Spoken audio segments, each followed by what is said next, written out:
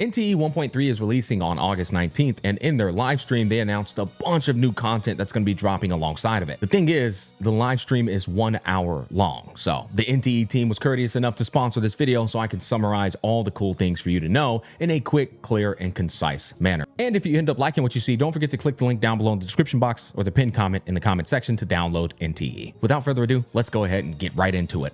First up on the menu is the new MSQ coming in with 1.3 called the Fogden Game episode. From what I can gather, this appears to be the climax of the battle against the Scarlet Letter and their leader, Madam T. She will be having you partake in a survival game that's supposed to be fair, but you know how villains are. It'll be more rigged than your pulls for the last 5 years and all the gacha games you've played. Next up on the list, we have our two characters that are going to be coming in with 1.3. The first half, it's going to be Zankou, whom I am a massive Giga fan of. She's one of my favorite designs in all of gacha gaming. I love how this character looks. I'm also a sucker for white-haired waifus, to be completely honest with you, but I'm also a sucker for katanas. Every game I play, I gotta play a katana waifu. That said, Zankou is going to be available in the first half. She is an incantation main DPS gas attribute damage dealer. And there's a cool thing about Zankou. She's actually capable of disguising herself in many different ways, which is why they gave her a number of outfits. And my God, do these outfits look absolutely incredible. Feel free to check them out as we show them off. And there is more good news. I remember when they first revealed her drip marketing, a lot of people were kind of let down that the old design wasn't going to be in the game anymore, and so they were kind of let down about that. But guess what? Little did we all know, NTE is preserving her old design and giving it to you for free in the form of a skin. Yep, you can get her old design for completely free as a skin. Also, this was something that was very important for me, and that is that Zankou remains a villain that is playable without a redemption arc. And guess what? She is not getting a whitewashing arc. She will remain a true pure villain that you can play. W devs listened moment. In addition to this, there will be another new area. If you think about it, after you're getting done battling bad guys, fighting evil villains, and trying to save the world, what's a better way to relax and cool down than to cool down at the beach?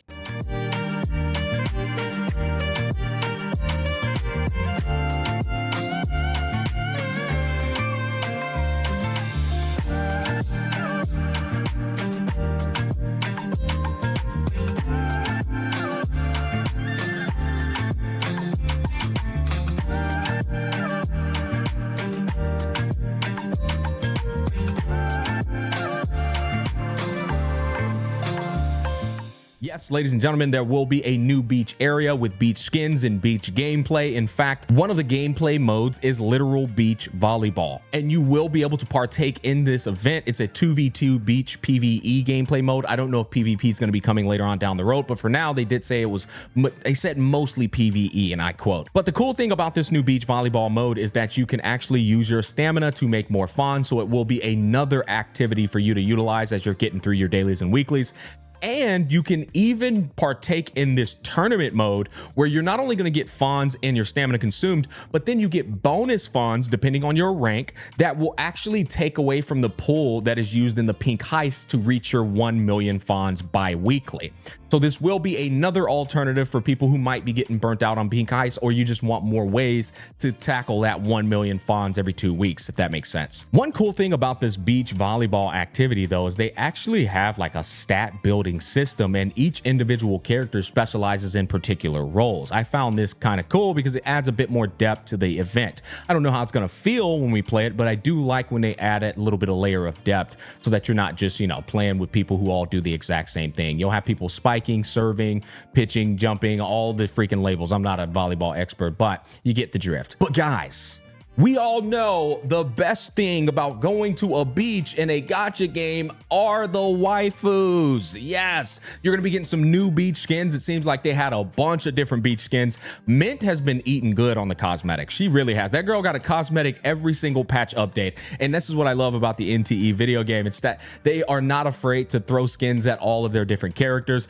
Every single one of these women look absolutely lovely, and I'm sure you guys will have a lot of fun. Which, speaking of fun, you'll also be able to ride jet skis now in 1.3, so you'll be able to have yourself some good fun on the water as you race through the water. Whether you're vibing or you're doing the racing through the hula hoops, you'll be on a jet ski doing it, which is pretty nice. And they also have a premium jet ski for you to acquire. Go ahead and check it out.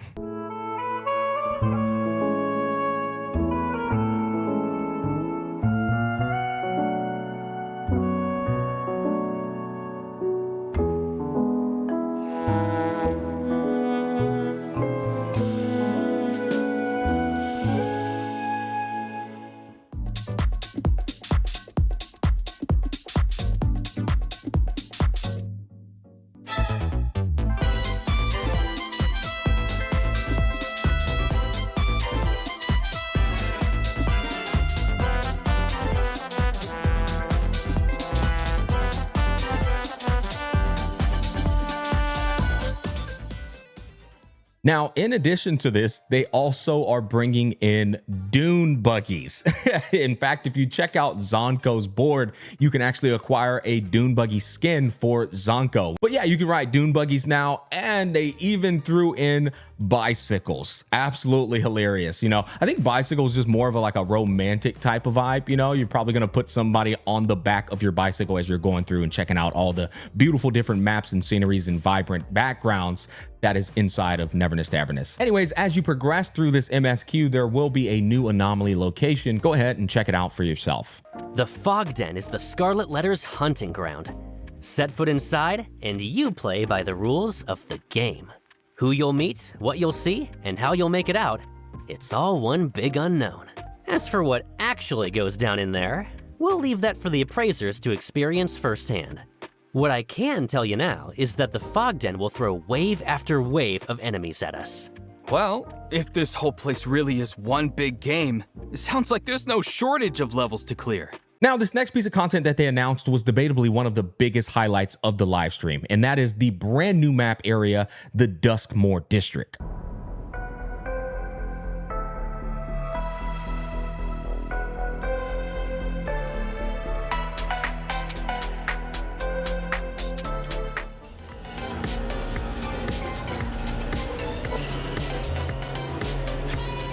The reason this was a huge attraction is because it seems to be an area dedicated to PvP racing, PvE racing, drifting, turning the cars, you know, all that stuff you meatheads like to do, and all those vehicles you spent all your funds on. Well, you'll be able to do that in this area. In fact, one of the hosts, and I quote, said, the tracks are long enough to take 10 whole minutes IRL to complete the loops. So there'll be a lot of fun to be had here. I'm sure all the race heads will be indulging in this fully. In addition to Zankou, on the second half of the 1.3 update, we will have Linko. I just realized Zankou, Linko, was that on purpose? Anyways, who cares? I'm sure you guys might be able to take some inspiration from a particular anime I won't disclose. I'm sure you can figure it out if you're a fan, but I like Linko's kit a lot, actually. It looks very fun.